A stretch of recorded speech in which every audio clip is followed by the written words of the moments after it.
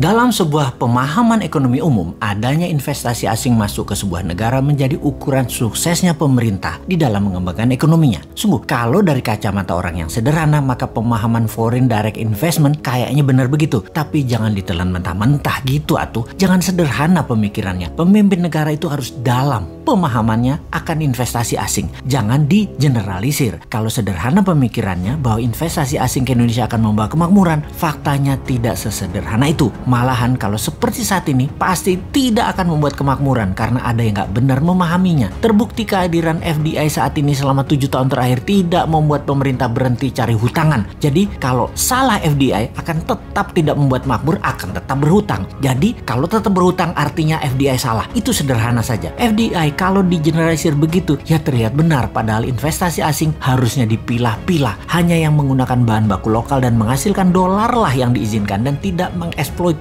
sumber daya alam bawah tanah. Begini kita menjelaskannya. Dalam aset nasional itu ada yang di atas tanah, ada yang di dalam tanah. Yang di dalam tanah itu harus 100% milik nasional. Yang di permukaan bolehlah FDI. Kalau di atas tanah seperti perkebunan, pertanian, industri jasa, properti, keuangan, dunia digital dan lain sebagainya silahkan. Tetapi mineral yang di bawah tanah tidak boleh digali untuk dijual mentah atau setengah jadi ke luar negeri. Harus 100% bahannya jadi dan harus 100% milik Indonesia. Atau untuk finish produk atau juga untuk memenuhi kebutuhan dalam negeri, dan FDI hanya boleh untuk mengerjakan finish produknya atau sesuatu yang di atas tanah deh, seperti jasa, teknologi digital, IT, bioteknologi, biomedical, biomining dan lain sebagainya untuk diinvestkan ke otaknya putra bangsa. Itu baru FDI boleh ribuan perusahaan masuk ke Indonesia. Itu baru boleh didukung. Misalnya Google, Netflix, Disney, Metanya, Facebook, Pfizer, biomedical, Hollywood, industri musik dunia, film, YouTube masuk, head office-nya ke Indonesia, masuk data centernya ke Indonesia, silahkan. Sekali lagi, jangan SDA alam seperti di Sulawesi, alam dikeduk, aset hilang, negara dapat apa? SDM Indonesia dapat apa? Kok nggak ada yang peduli sih? Sekali lagi, asing yang invest di SDA dalam tanahnya Indonesia yang mentah atau setengah jadi,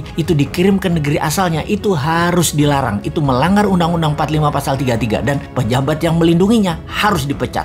Sekarang terbalik, asli terbalik. Uang asing, teknologi asing, tenaga kerja asing, bahan penunjang proyek asing, desain asing, Indonesia hanya keplok-keplok hore sama selfie-selfie, lalu viral-viral, terlihat membangun dan negara akan menjadi makmur. Oke deh, anggap benar aja investasi asing di Indonesia saat ini seperti apa yang di mata banyak masyarakat pemuja pejabat yang serba bisa. Ternyata tidak banyak juga yang masuk investasi ke Indonesia ini dibandingkan negara lain, dan sudah sedikit jumlahnya dibanding negara lain, namun besar secara jumlahnya bagi Indonesia. Dan tepat sekali, karena mereka invest itu tujuannya satu, memiskinkan aset nasional sumber daya alam Indonesia. Dibandingkan di Singapura nih ya, investor masuk adalah sekitar 19.000 dolar per kapita penduduk Singapura tahun lalu. Indonesia tuh hanya 100 dolar per kapita investasinya, jauh dibanding Malaysia dan Vietnam yang hampir 300 dolar per kapita investasi asingnya masuk tahun lalu. Sudah sedikit di Indonesia itu ngerusak, memiskinkan aset nasional lagi. Tapi itu kalau saya orang Jawa sih masih bilang untung. Untung nggak sama dengan Singapura, jumlahnya masuk 19.000 dolar per kapita, masuk dan merusak. Wes, gak lihat 3 tahun lagi itu mas sampai 2024, sekarang aja sudah ambiar